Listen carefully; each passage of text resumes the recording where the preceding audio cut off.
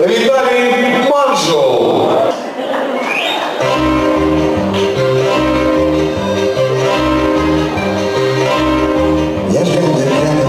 Час ise şan, hepsi zorluklara cumalarına utanmayın. Bizim bu yaşamam, benzedim kapatıp kimsine severim oynamam. Hem gönüller gibi, lazım ben çok karşı çıkanlar lazım, karşı çıkın. Derlerini görüyor, aşmak serbest bir çağ. Yine çınava iki balaşıyım ama ülkeden zihirler bakmasın. Canlı ateşler yansın. Yansın can, sessizce uçtukça hem konuşulsun kanarlar.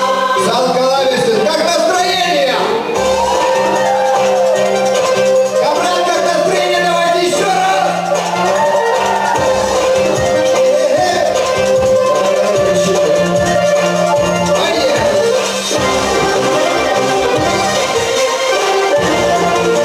А не слышу, ну-ка еще разочек, давайте, раз, два, три! Yürek var, mayıl olersin. Açan kendi duygularını sen açıklarsın.